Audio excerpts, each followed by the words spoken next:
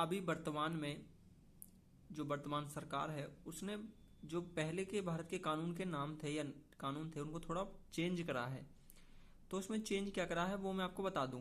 अब आप में से बहुत से लोग कहेंगे कि जो कानून है या लॉ है वो तो हमारी फील्ड ही नहीं है, पर आप देश के नागरिक तो हैं। नागरिक के होते हुए आपको जानना ही चाहिए। आपको पता होना चाहिए कि देश में क्या हो रहा है, क्योंकि आप इसी देश के नागरिक हैं।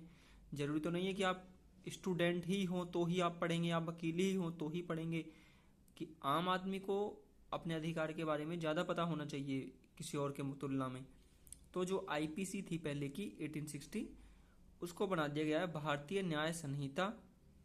जो सीआरपीसी थी उसको बदल के किया गया भारतीय नागरिक सुरक्षा संहिता।